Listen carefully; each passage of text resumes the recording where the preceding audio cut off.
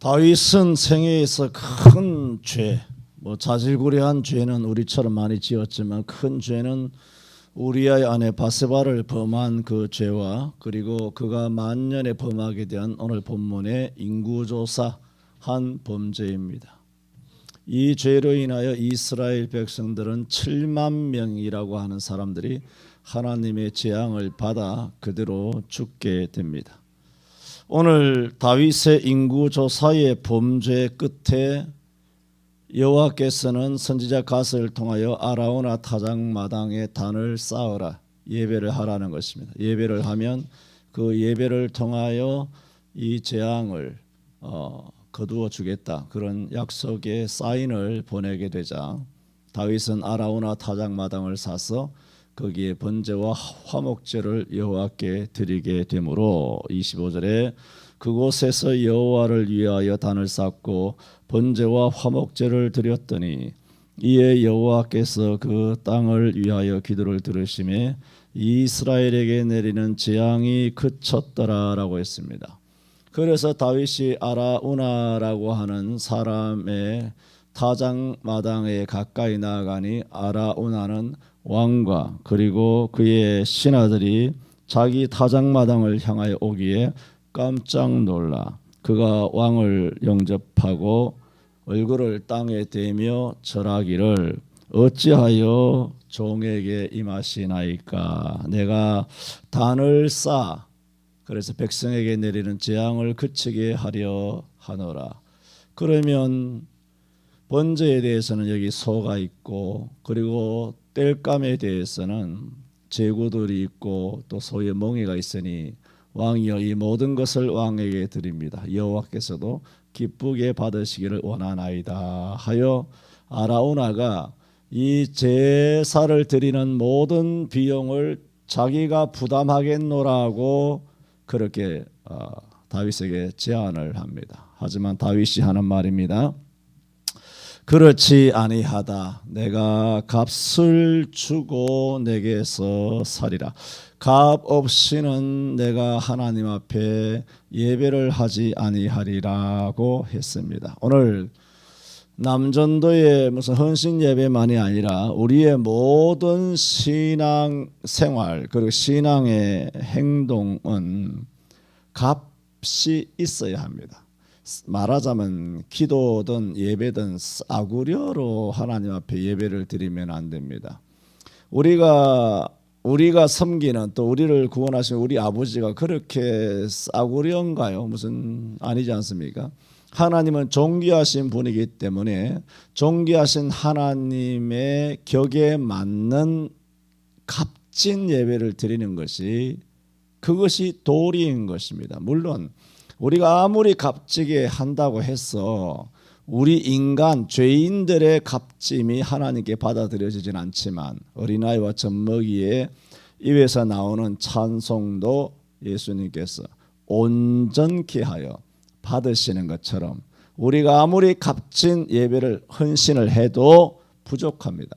하지만 그 중심을 보시고 하나님께서 영광을 받으실 것처럼 그러므로 하나님은 하나님의 일을 하시고 우리가 해야 되는 것은 뭐냐? 값 있는 값진 헌신을 해야 마땅하다라는 것입니다. 오늘 오전에 아가서 2장 2절 여자들 중에 내 사랑은 가시나무 가운데 백합화 같구나. 그 말씀을 이해하기 위해서 가시나무가 무엇인가를 알아야 되는 것처럼 오늘 다윗이 내가 값 없이는 그러니까 값 있게 값지게 하나님 앞에 제사를 드리겠다라고 하는 사실을 알려면 그 값진 예배가 다윗이 무엇을 의도하고 있는지를 알려면 예수님의 값 없는 희생이 뭔지를 알아야 우리가 드리는 예배가 값 있는 제사, 값 있는 헌신이 되어야 한다는 뜻이 무엇인지를 알게 된다는 것입니다. 그냥 다윗이 값 있는 제사를 드린다 해서 그냥 값 있는 제사의 의미를 우리가 이해하는 것이 아니라는 것입니다. 선제 예수님이 값 없이 희생을 해주신 그걸 알아야.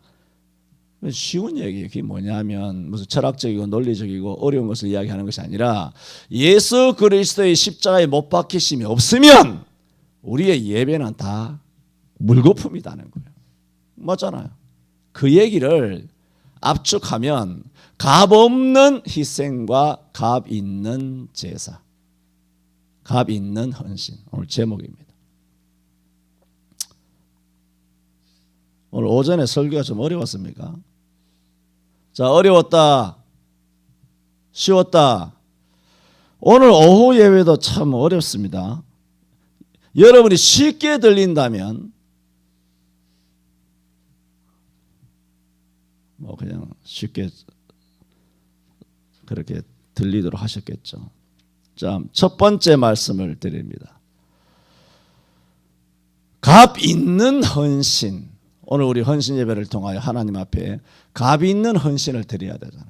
싸구려 무슨 헌신 예배 하려고 이 자리에 모이고 한번 뭐 그냥 형식적으로 1년에 한번 행사처럼 그렇게 헌신은 옳지 않습니다.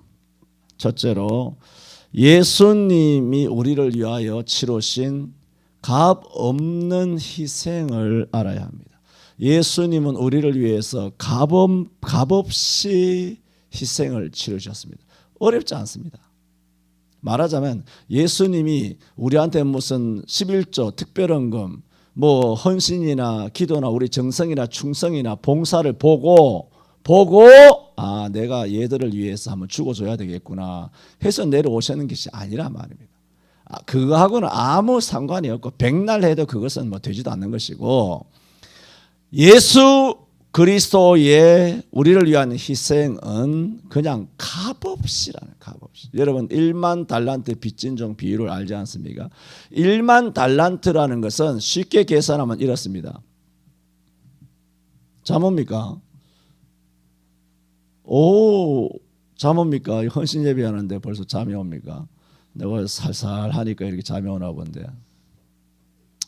분위기가 잠이 오죠. 지금 오늘 이 날씨도 하나님 왜 이렇게 따뜻하게 해서 잠 오게 하시는지 다 하나님 탓이에요. 여러분 아무 죄가 없는데 우리 하나님께서 너무 이렇게 따뜻하게 하셔가지고 오늘 예배가 좀 후끈후끈하죠. 따뜻해요. 1만 달란트는 뭐냐면 뭐 복잡하게 생각하지 말고 노동자가 20만 년 동안 일한 품삯이에요. 여러분이 몇 년 삽니까? 인생이 70밖에 안 되는데 뭐 아무개 뭐 권사님은 남편 80세까지 돈 벌어오라고 바깥으로 내보내는데 그러다가 다친 거잖아요. 근데 하나님께서 귀하게 생각하시고 다시 살려주시고 돈 열심히 벌어. 그렇게 벌어봐야 몇 년 벌겠습니까? 뭐 한 4, 50년 벌 수는 있겠죠. 100년 봅니까? 아니에요. 1000년? 만년? 10만 년? 1만 달란트는 여러분 20만 년 동안 직장생활에서 돈을 벌어와야 갚을 수 있어요. 그러므로 1만 달란트 빚을 빚진 사람, 그 비유 이야기지만 성경이 이렇게 말해요. 이것이 마태복음 18장인데 거기 25절에 뭐라 그러냐 하면 왕이 보니까 처연한 거예요. 보니까 기가 막히잖아요. 뭡니까? 나한테 20만 년의 봉급이 차압당한 거예요. 갚아야 돼. 안 갚으면 대부분 옥에 쳐넣어야 돼요. 죽을 때까지 해도 안 되고 모아놓은 돈도 없고, 그러니까 한마디로 뭡니까? 갚을 것이 없죠. 갚을 것이 없어요. 뭐 20년 장기 저축해서 뭐 보험 다 깨고 뭐 집 팔고 논 팔고 애 새끼들까지 다 팔아. 옛날에 애들도 많이 팔았거든요. 우리가 뭐 그 얘기하면 길어지고 우리나라도 조선조 말에 애들 많이 팔았어요. 다 그렇게 팔아먹은 거예요. 애들을 딸년들 돈 주고 다 팔아먹고 뭐 그 얘기하면 길고 넘어가고, 이렇게 그렇게 아무리 처자식 자기 몸뚱아리까지 다 팔아서 내가 종으로 섬기겠다고 해도 어림도 없는 조족지혈인 거예요. 그러므로 한마디로 말하면 갚을 것이 없는지라. 마태 18장 25절에 말해요. 갚을 것이 없죠. 갚을 것이 없다는 것은 갚을 능력도 없고 갚을 길도 없고 갚을 재물도 없고 갚을 방법도 없고 이거는 답이 없는 거예요. 그러므로 이것은 딱 하나예요. 옥에 갇히든가 옥에 영원히 갚도록 못 갚는데 그래도 갚도록 옥에 가두든가 아니면 뭐 풀어주든가 둘 중에 하나인데 왕이 탕감을 해주죠. 탕감은 일소 한꺼번에 빚이 없다 하고 우리가 옛날에 주산 놓을 때 떨궈 놓기를 그러잖아요. 뭔 얘기인지 압니까? 주산을 다 떨어버린다. 계산 따대니까 다 떨어버리고 다시 쫙 꺼서 떨궈 놓기를 하면 딱 자세 잡고 하지 않습니까? 다 털어버린 거예요. 다 털어버리면 뭔가요? 우리가 전자계산기도 있지만 딱 누르면 제로로 수억 수십조가 되셔서 딱 누르면 C를 누르면 딱 제로가 돼버리잖아요. 전자계산기가. 수억 수백억 수천억 수조 수경도 딱 제로가 돼버려요. 그런 식으로 왕이 탕감을 해줘요. 자, 그러므로 이 빚진 자에게 왕이 탕감을 해줬어요. 이게 뭐죠? 값을 안 받았잖아요. 값을 큰년 안 쳤어요. 값을 안 받았어요. 그게 뭐죠? 값없는 희생이에요. 저와 여러분은 하나님으로부터 값없는 은혜를 입은 줄 믿습니다. 이 사실을 죽을 때까지 잊지 말아야 합니다. 이거를 자꾸 까먹거든요. 예배당 문턱만 났으면 아니 예배 마치고 시트에서 엉덩이만 딱 떼면 헷가닥해요. 그러니까 내가 충성 많이 한 줄 알고 자기가 값을 낸 줄 알아. 하나님과 뭐 좀 값진 행동을 한 줄 알아. 자기가 기도도 많이 하고 성경도 많이 읽고 전도도 많이 하고 충성도 많이 하고 그걸 몇 년 했냐? 50년 60년 한 거야. 근속 주일학교 교사 근속 20년 주일학교 교사 근속 찬양대 근속 40년 머리가 희끗희끗한 권사님 장로님들 이렇게 연세가 60, 70, 80 대신 흔히 하는 말로 근속 이게 뭐예요? 열심히 했다는 거거든요. 교회마다 그렇게 표창장 주잖아요. 그거 뭐 하는 거예요? 네, 값 좀 냈다는 거예요. 그걸 교회 가면 되겠어요? 안 되겠어요? 안 되겠죠? 네. 목사 성역 40년 목사의 성역 30년 기념 예배 그게 과연 하나님께 영광이 되는 예배일까요? 30년 근속한 목사가 영광이 되는 것일까요? 그게 뭘까요? 뭐 그것을 뭐 하지 말라 꼭 하라 하는 게 아니에요. 그렇게 하면 내가 한 4, 50년 근속하면 그게 하나님 앞에 뭐 값을 좀 지불한 거라고 생각합니까? 아니에요.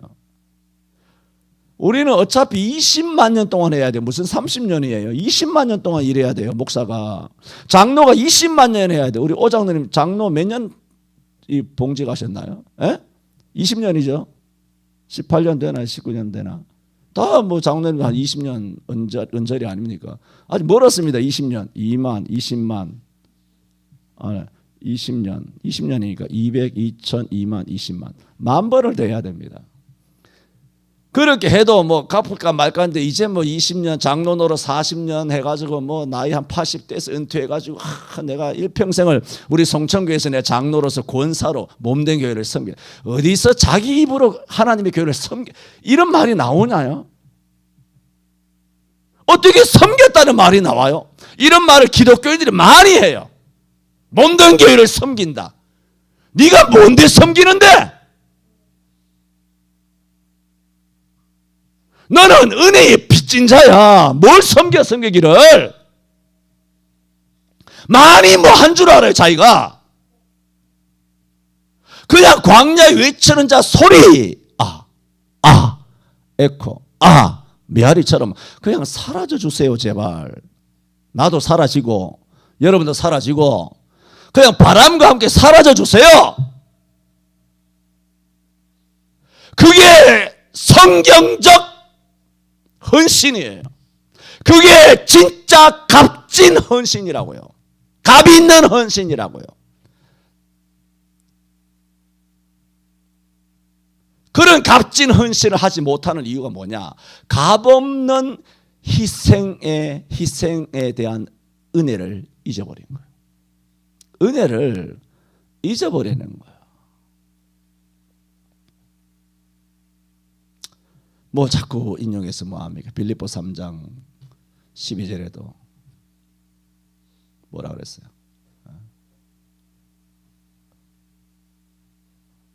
내가 그리스도 뭐야? 빌립보 3장 12절에 갑자기 또 생각이 안 나네.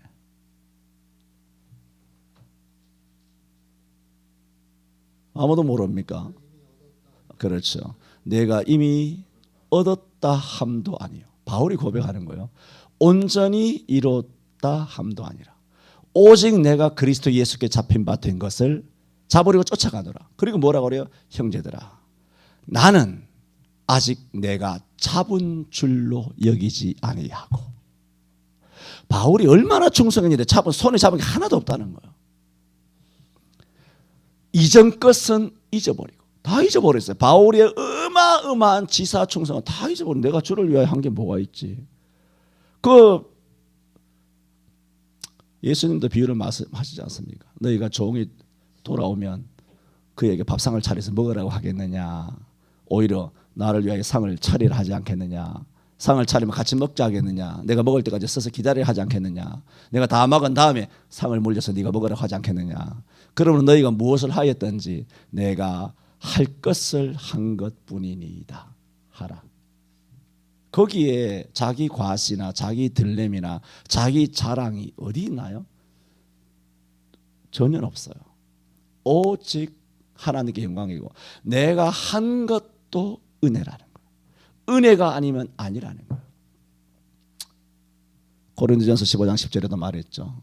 바울 사도가 그러나 나의 나 된 것은 하나님의 은혜로 된 것이니 내게 주신 그의 은혜가 헛되지 아니하여 내가 모든 사도보다 더 많이 수고하였으나 뭐라고?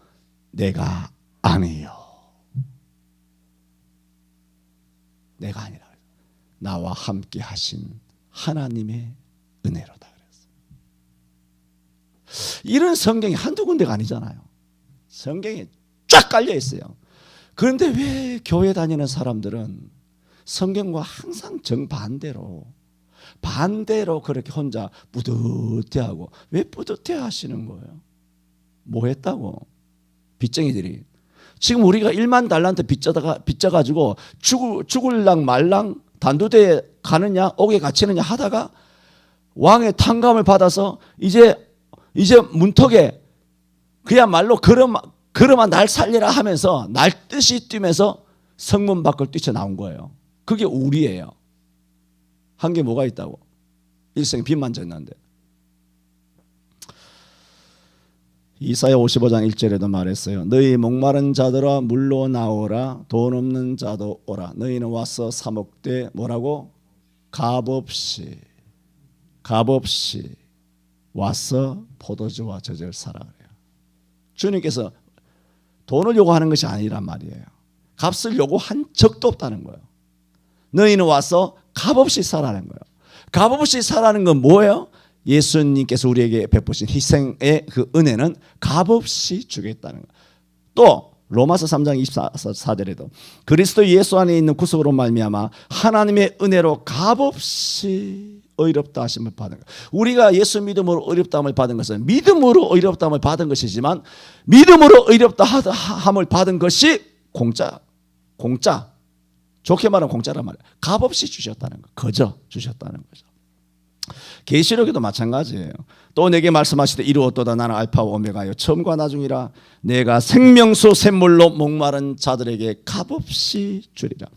22장 17절 계시록에도 성령과 신부가 말씀하시길 오라 하시는도다. 듣는 자도 오라 할 것이요 목마른 자도 올 것이요 또 원하는 자는 값없이 생명수를 받으라 하시더라 했습니다. 예수님께서 우리를 위하여 베푸신 그 희생은 값이 상상할 수 없죠. 뭡니까? 비유컨대 1만 달란트 값 정도 나간다는 뜻이에요.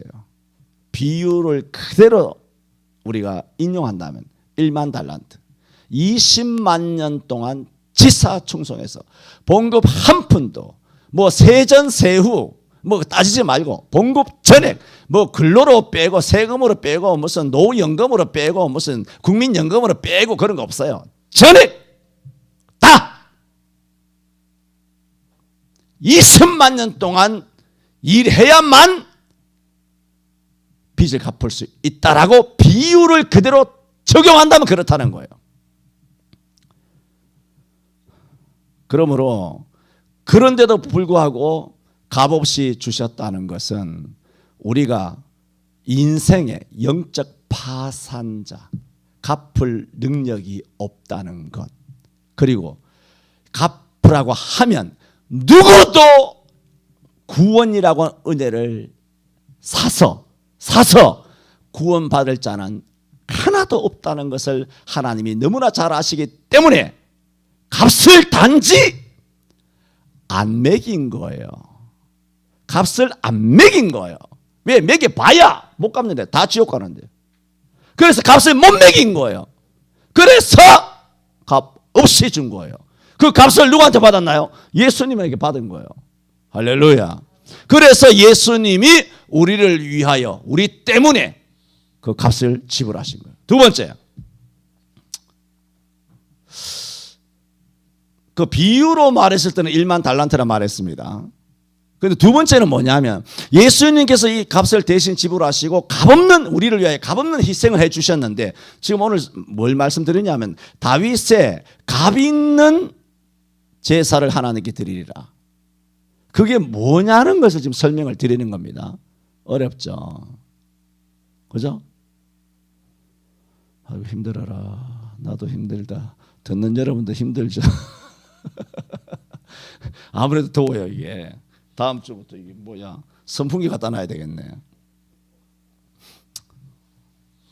안 덥습니까? 덥죠? 이거 벗고 할까?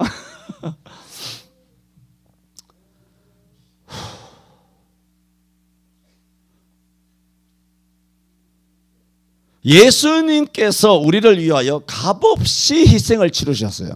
그러면 어느 바보라도 예를 들어 우리 아들이 뭐 남의 집 유리창을 깨가지고, 아니면 차 부딪혀가지고, 뭐 우리가 가해자가 돼가지고, 아니면 형사 보상금으로, 합의금으로 얼마? 200만 원이에요. 그래 200만 원 줄 거 아니에요. 말씀이 뭐냐 하면 값을 알아야 주님께서 희생을 하실 거 아니에요. 에? 우리를 구원하시려면 도대체 값이 얼마냐는 거예요. 마태 18장 1만 달란트 비유에서는 1만 달란트예요. 그건 비유죠. 그러나 실제로 값이 얼마냐는 거예요. 두 가지 말씀드립니다. 두 번째에서 두 가지 말씀드려요. 이 값을 누가 정하느냐? 이 값을 하나님이 정해요. 우리의 죄값을 1만 달란트냐 100데나리온이냐, 그 값을 정해야 얼마를 갚을 거 아니에요. 1000만 원이면 1000만 원 갚는 것이고 200만 200만 원 갚는 거 아니에요. 값을 정하시는 분도 누구시다? 예수님이에요. 그리고 값이 정해지면 200만 원 형사 합의금 갚으면 되잖아요. 그것을 갚아주시는 이도 누구시다? 예수예요. 레위기는 27장까지 있습니다. 근데 레위기 전체를 딱 두 단어로 설명하자면 율법과 제사입니다. 레위기는 다 그런 율법과 제사죠. 그런데 1장부터 26장까지는 성결에 관한 제사와 그런 율법, 성결의 법전이에요. 그런데 레위기 27장 하나는 매우 특별한 부록이에요. 레위기 앞에 26장과 이렇게 이어지지 않는, 뭔가 특별하게 한 장 더 딱 덧붙여 놓은 것 같은 느낌이 들어요. 레위기 27장은. 그런데 레위기 27장 제일 마지막에, 집에 가서 한번 읽어봐요. 레위기 27장 제일 마지막에는 특별하게 뭘 기록해냈냐 하면은 이거예요. 너희가, 제가 물 한 잔 마시고 하겠습니다.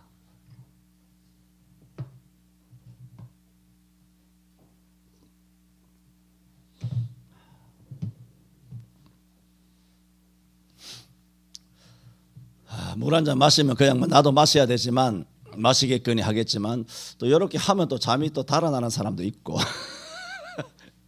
지만 마시나 싶기도 하고.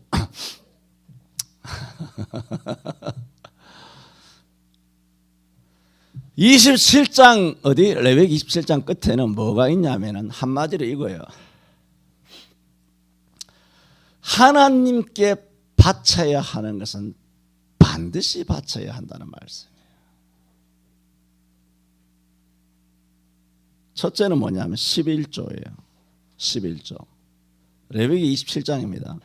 11조는 바쳐야 하는 거잖아요. 반드시 바쳐야 됩니다. 그걸 강조하고 있어요. 그리고 생축의 첫 새끼는 출애굽기 그들이 출애굽할 때 말씀드린 것처럼 생축의 첫 새끼는 누구 거예요? 하나님 거예요. 그거는 뭐 내가 서원하고 바치겠다 말겠다가 아니에요. 그거 없어요. 무조건 바쳐야 돼요. 생축의 첫 새끼는. 그 다음에 또 하나가 뭐냐면은 하나님 앞에 바치기로 서원한 것. 이거 바치기로 한 거죠. 이런 바치기로 한 것은 반드시 바쳐야 한다. 시편 15편에 말한 것처럼 서원한 것은 해로울지라도 변치 아니하며. 그래서 이 세 가지를 말하고 있어요. 그런데 11조야 문제되는 거 없습니다. 딱 10분의 1이니까. 그런데 서원한 것이 문제예요. 여호와께 드리기로 서원한 경우, 말하자면 사람을 하나님께 드리기로 했다. 사람을 뭐 목을 잘라서 그런 뜻이 아니라 사람을 하나님. 왜냐하면 장자는 다 하나님 것이잖아요. 그러면 모든 장자는 다 죽였나요? 피제사 한 게 아니잖아요. 그 장자 대신 뭘 하느냐? 성소의 세겔대로 값을 지불했어요. 생명의 값을. 그러면 장자를 드린 것이 돼요. 그래서 장자를 드리기로, 사람을 드리기로 서원한 경우 문제점이 발생합니다. 장자는 아까 내 예를 든 것이고, 사람을 드리기로 한 경우 문제점이 발생하는데 뭐냐면 사람도 사람 나름이에요. 왜? 그 사람이 남자일 수도 있고요, 여자일 수도 있어요. 알죠, 여러분? 성소의 세겔대로 남자와 여자의 세겔이 다르다는 거. 그리고 또 남자든 여자든 나이마다 또 값이 달라요. 성소의 세겔대로 값이 달라요. 그런데 그 사람이 또 가난한 경우 값을 깎아줘요. 그래서 사람을 하나님께 드리기로 했는데 여러 경우에 값이 다 틀린단 말이에요. 그럴 경우는 레위기 27장을 지금 설명하는 거예요. 뭐냐면 성경에 계속 레위기 27장이 말하는 것이 그 값을 제사장이 정할 것이요. 그렇게 말해요.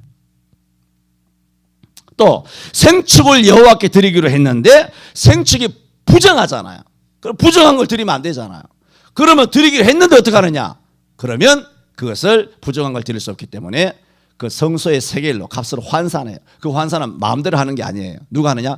제사장이 그 값을 정해요. 값을 정하는 거예요. 누구냐? 제사장이에요.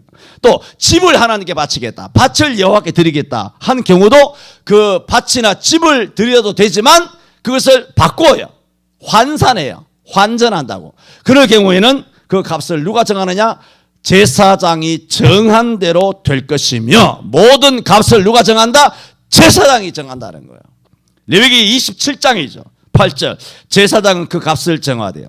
27장 12절에 그 값이 제사장이 정한 대로 될 것이며, 27장 14절에 그 값이 제사장이 정한 대로 될 것이며, 27장 18절에 제사장이 그 값을 계산하고 그랬어요. 그래서 레위기 27장에서는 모든 값은 누가 정한다? 제사장이 정한다라고 4차례, 5차례, 수차례 반복하여 말씀하고 있어요. 레위기 27장에.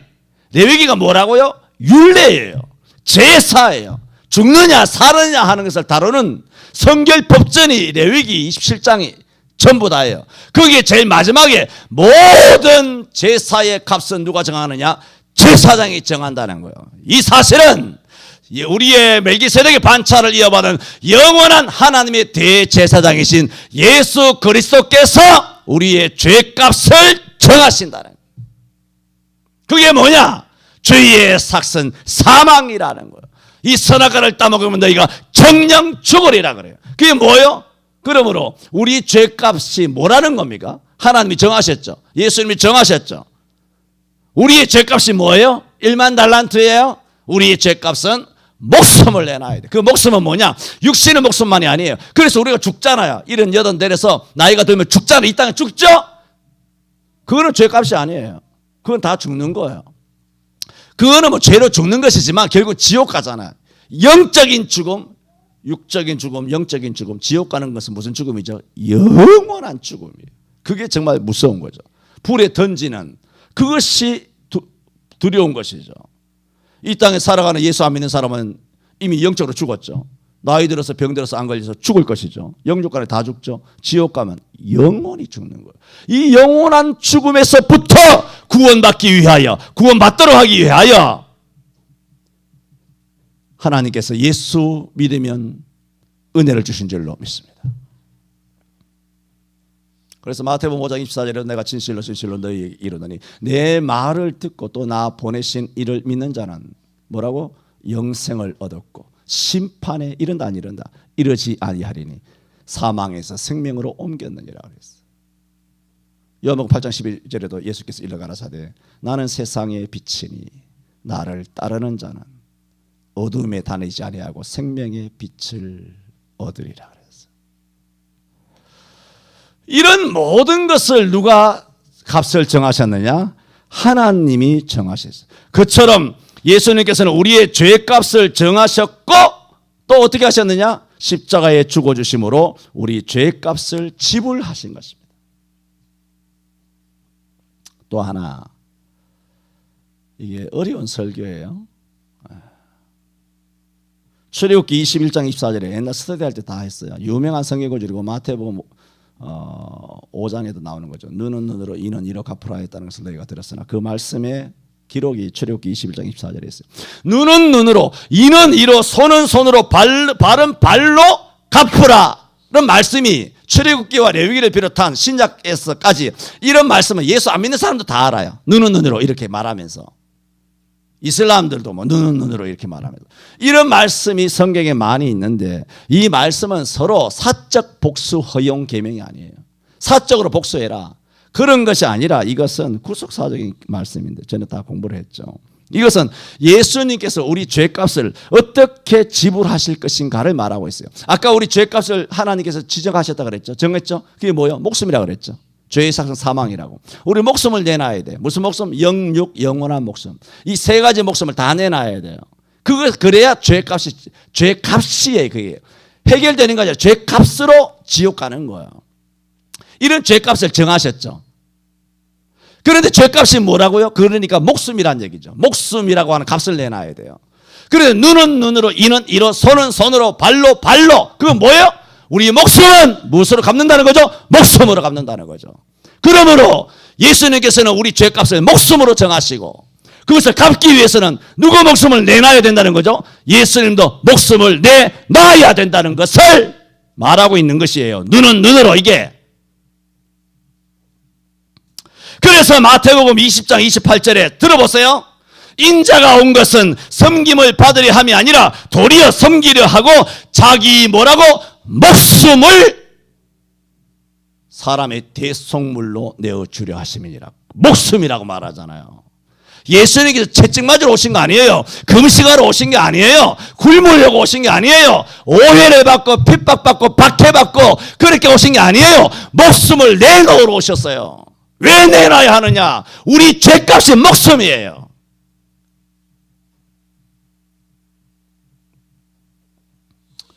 요한이 이런 게 많아요. 요한일서 3장 16절에도 그가 우리를 위하여 목숨을 버리셨으니 그래요. 왜 목숨을 버립니까? 그게 값이에요. 죄값을 지불한 거예요.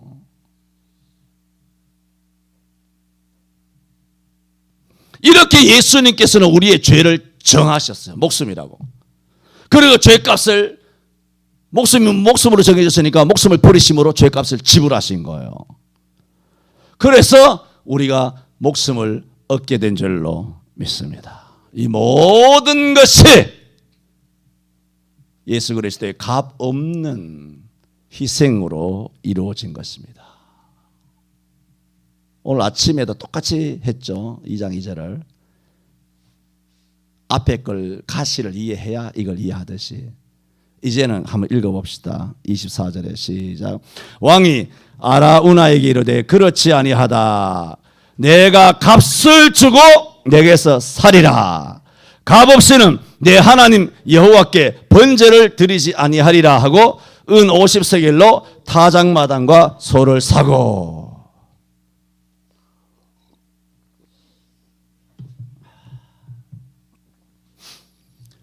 아이고 힘들어라.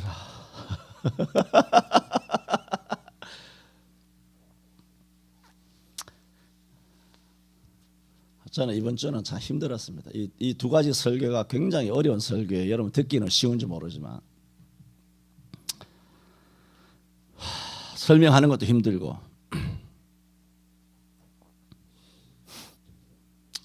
오늘 점심에 허해했나? 오늘 점심 소고기 가득 담았던데 내한테 소고기 테러를 받았습니다. 내가 너무 소고기를 많이 담아가지고 그것 때문에 힘을 못 쓰는 것 같아.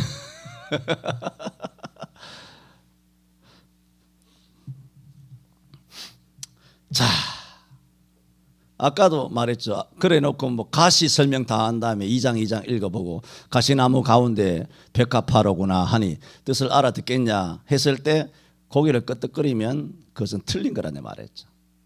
자, 지금 뭘 말씀드렸습니까?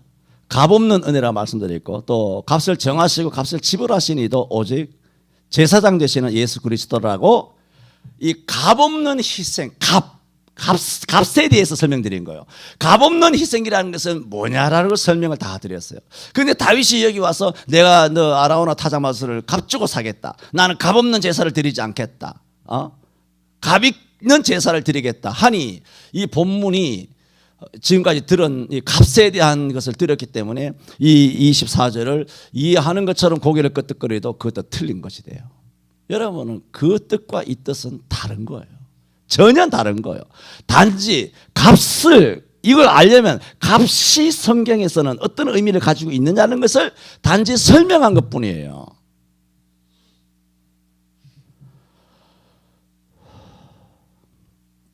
자, 이제 본문으로 다시 돌아온 것입니다. 다윗이 세 번째 대지예요. 다윗이 나는 값없이 여호와께 번제를 드리지 아니하리라. 값없이 헌신 예배하지 않겠다. 값없이 제사 드리지 않겠다. 이 말은 예배를 값 주고 사겠다는 뜻이 아니에요.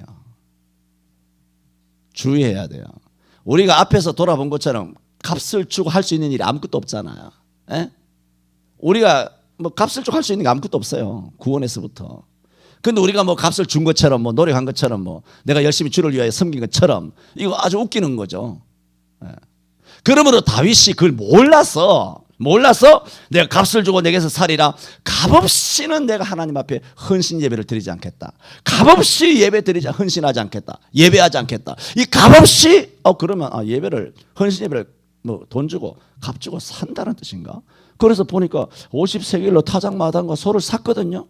그러니까 돈 주고 사라는 모양이다. 돈 주고 그리고 헌금하고 예배하고 11조하고 예배하고 감사헌금하고 예배하고 뭐 충성하고 헌신하고 특별 헌금하고 뭐 족장 헌금도 하고 많은 헌금을 하고 그러면 예배를 사는 모양이다.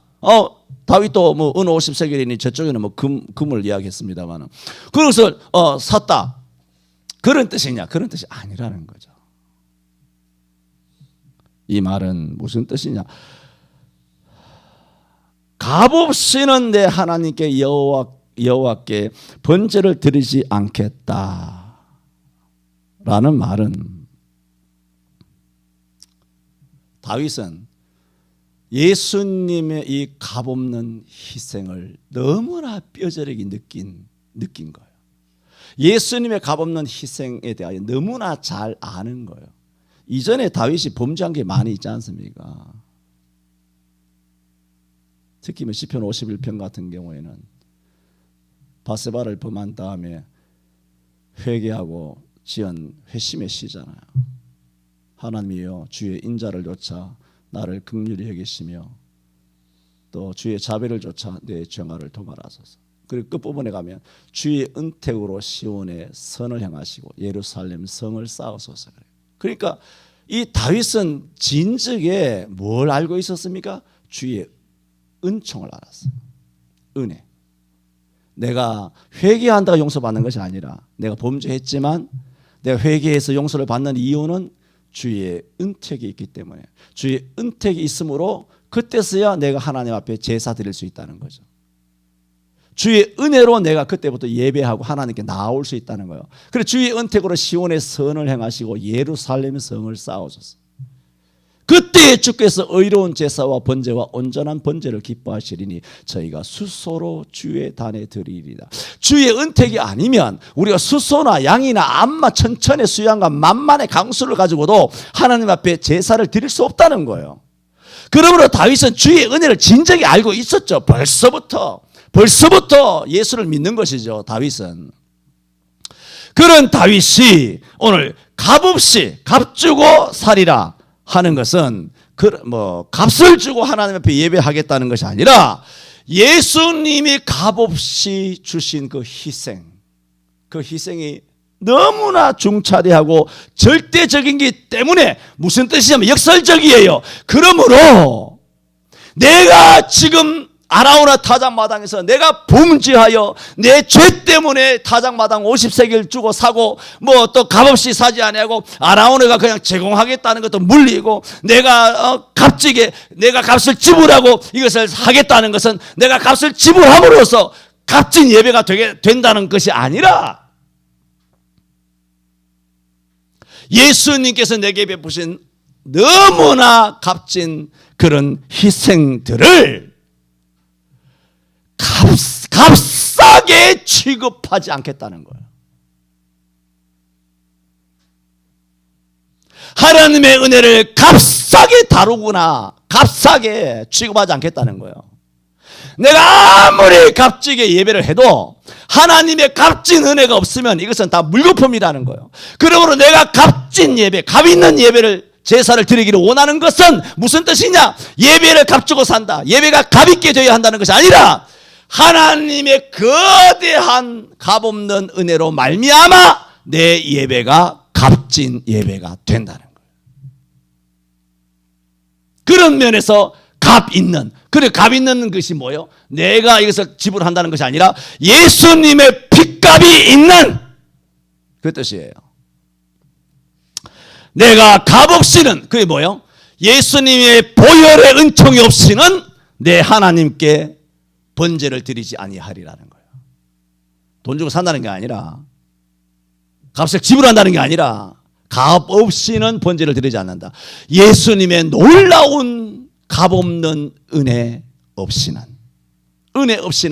내가 여기 돈 주고 사가지고 예배당 거대하게 지어가지고 수천 명 모여가지고 헌금하고 찬양하고 그렇게 설교하고 그렇게 우리끼리 푸닥거리 한들 이게 무슨 예배가 의미가 있겠느냐는 거예요. 하나님이 없으면.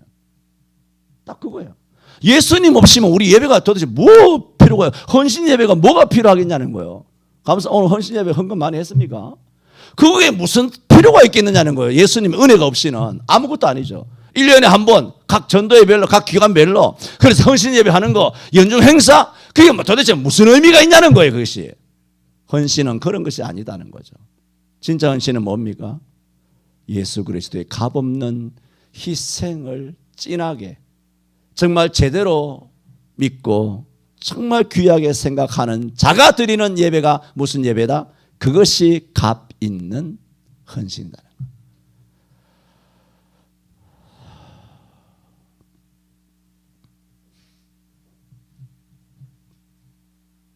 그래도 가야 합니다. 이제 하나만 예를 들게요. 우리는 교회 안에서 보세요. 지난 수십 년도 마찬가지 앞으로 죽을 때까지 이 땅에 하는 머물게 하시는 동안에 여러 가지 신앙적인 행동을 많이 합니다. 말씀, 기도, 찬송, 전도, 구제, 선교, 봉사, 순종, 또 예배하고 기도하고 봉사하고 순종하고 청소하고 여러 가지 전부 다 교회 안에서 하는 것은 다 신앙적인 행동이고 다 성경에 있는 거예요. 그러므로 우리는 어떻게 해야 되느냐?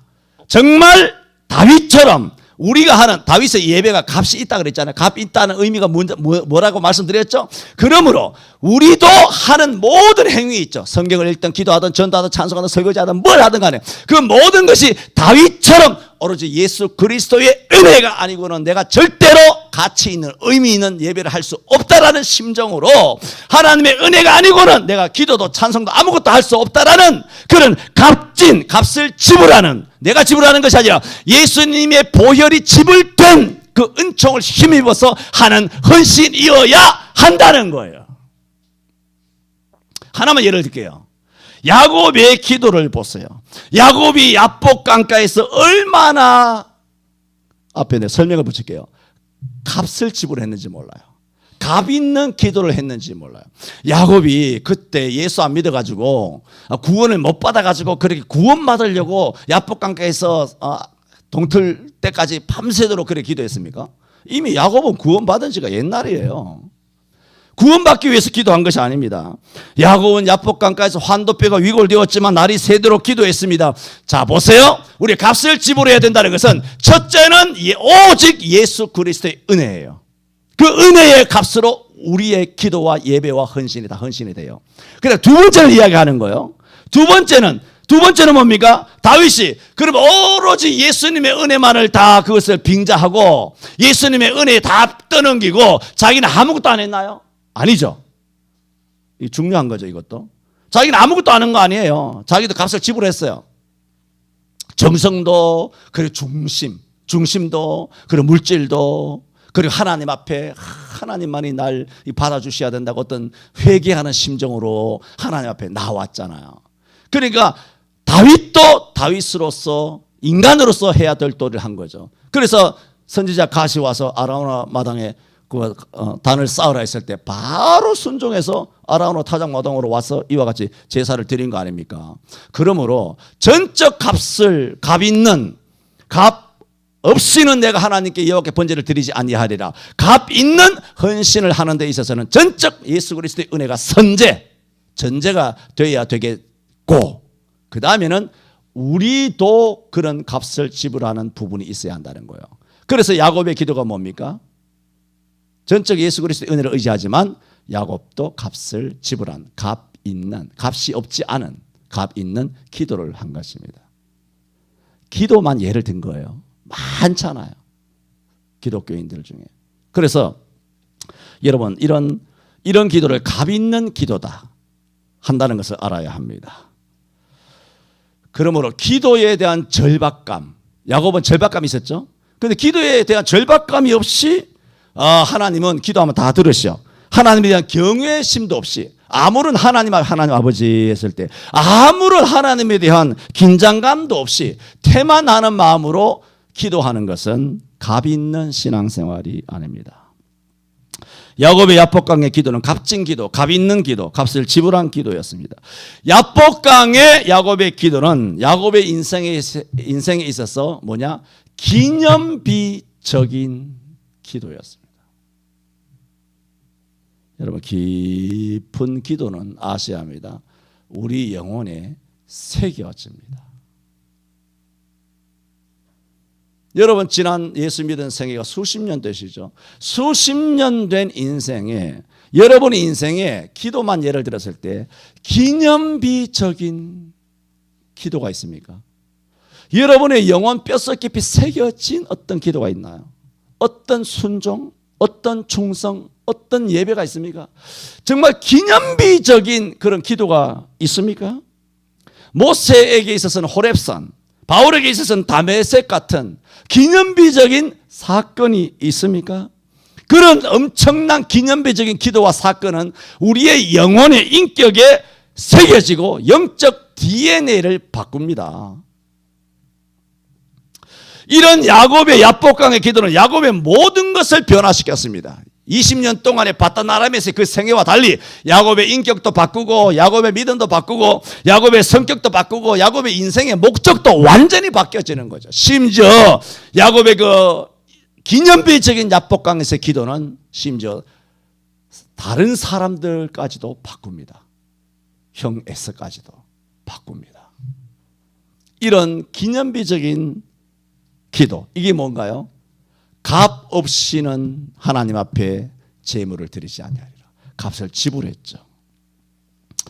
기도는 쓸데없는 말을 되풀이하는 거 아닙니다. 하지 마세요. 그런 거는 간절함으로 끈질기게 되풀이하는 것입니다. 기도는 시간을 보내는 거 아닙니다. 기도하는 바가 응답되기 위하여 계속하는 것입니다. 우리의 마음과 영혼은 기도를 통해서만 존재합니다. 우리의 마음과 영혼은 기도를 통해서만 살아납니다. 우리가 존재하는 한 우리는 기도해야 합니다. 값 있는 기도 멈추지 마시기를 바랍니다. 값 있는 헌신, 값 있는 예배, 값 있는 우리의 신앙생활을 멈추지 말아야 합니다. 저는 오늘 24절에 왕이 아라우나에게 이르되 그렇지 아니하다. 내가 값을 주고 내게서 살리라. 값 없이는 내 하나님께 번제를 드리지 아니하리라. 라는 말씀을 통해서 예수님의 값 없는 희생과 다윗의 값 있는 헌신이 어떤 의미이냐 말씀을 드렸습니다. 오늘 헌신 예배하는 우리 전도회 회원 여러분과 모든 성도님들의 삶이 오늘 이 다윗처럼 그리고 야곱처럼 모세처럼 바울처럼 오직 값없는 희생을 하신 예수 그리스도의 은총을 힘입어서 그리고 우리도 그 사랑의 은혜를 입은 자로서 주님을 사랑하는 그런 값을 지불하는 값 있는 신앙생활을 하는 저와 여러분 되시기를 바랍니다. 기도합니다.